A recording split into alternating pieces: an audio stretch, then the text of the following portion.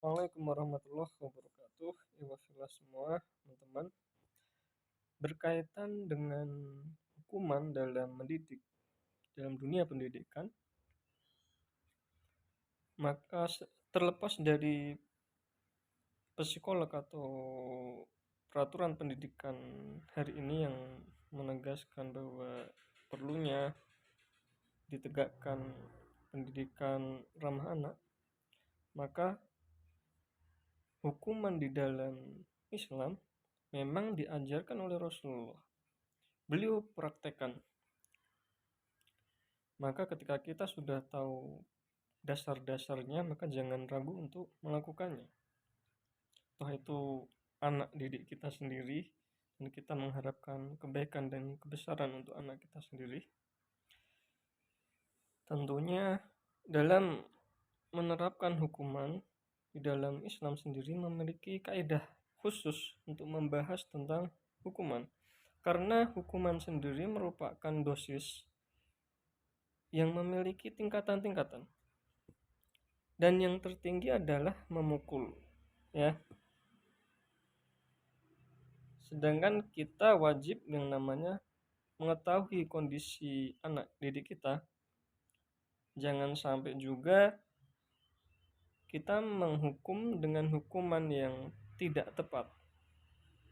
Kalau hukumannya itu kurang dari dosis, maka tidak ada hasil. Ataupun kalau lebih dari dosis, sering kali terjadi yang namanya kalau di dalam dunia pengobatan itu pasca anti obat, pasca antidosis, ya.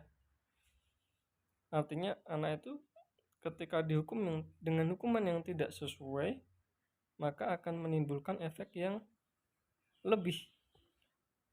Maka oleh karena itu hukuman ini wajib adanya dosis, dan kita harus tahu anak didik itu membutuhkan hukuman yang seperti apa.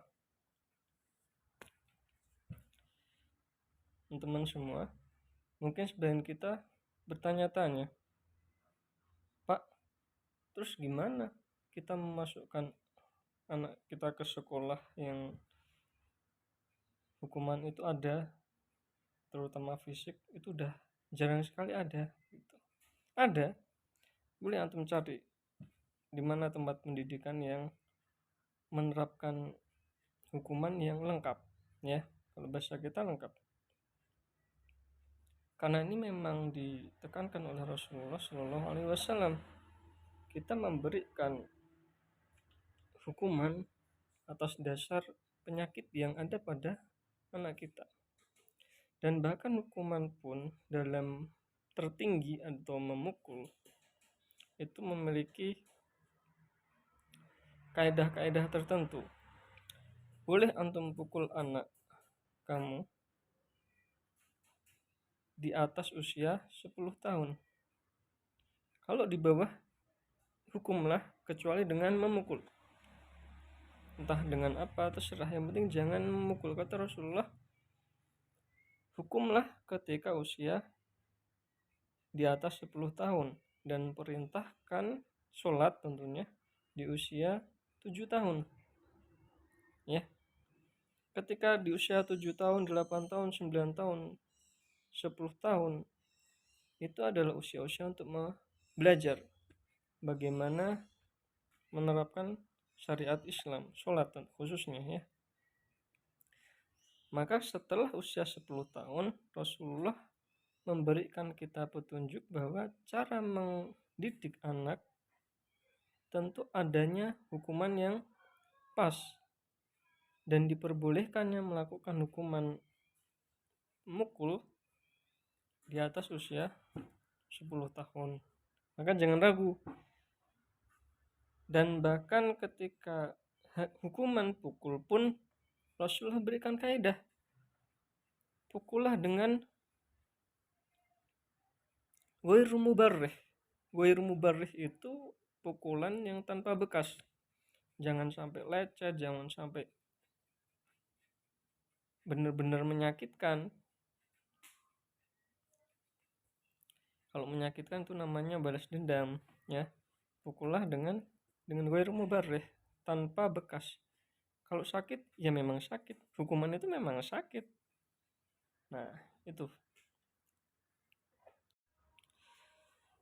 Dan pola hukuman ini hanya akan berjalan tentunya dengan pola didik yang lemah lembut, di mana seorang pendidik dia harus dekat dengan anak didiknya agar ada trust atau kesepahaman antara pendidik dan anak didik, agar supaya sang murid itu memahami apa yang dilakukan sang pendidik. Rasulullah Shallallahu Alaihi Wasallam sering memberikan contoh kepada kita ketika dalam rumah tangga beliau ada yang melakukan kesalahan.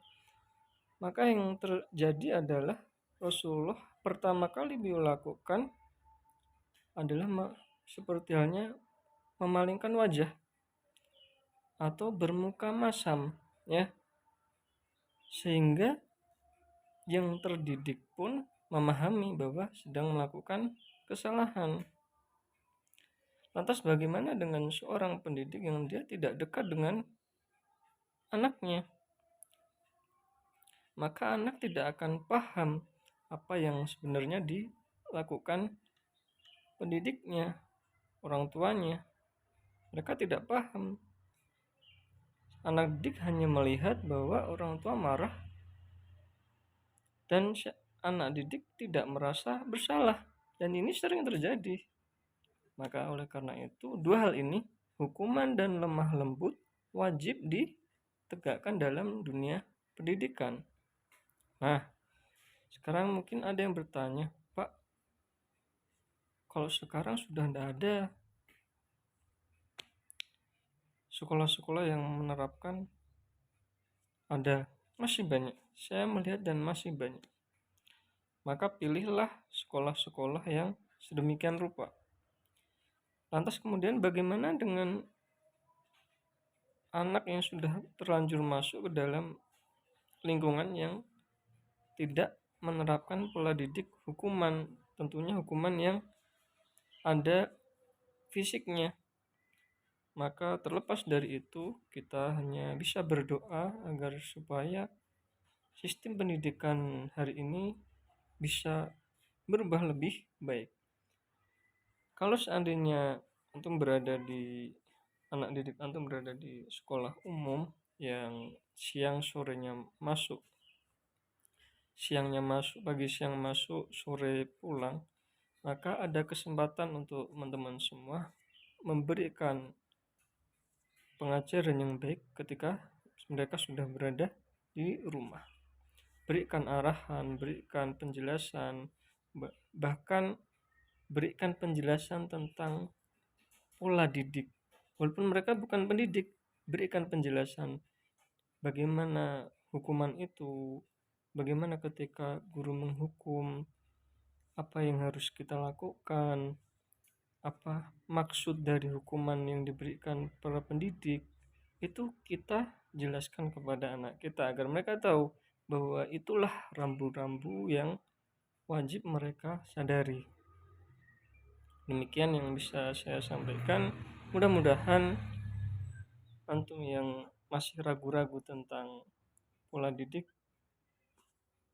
lebih tercerahkan, ya. Ini sekedar sharing-sharing saja. Mudah-mudahan tidaklah kita mengikuti apa yang Rasulullah sampaikan, apa yang Rasulullah terapkan, kecuali di situ akan timbul keberkahan. Karena kita tahu sendiri, generasi terbaik adalah generasi Rasulullah, sahabat-sahabatnya Rasulullah. Aku qouli hadza, subhanakallahumma wa bihamdika, asyhadu an la ilaha illa anta, astaghfiruka wa atubu ilaik. Wassalamualaikum warahmatullahi wabarakatuh.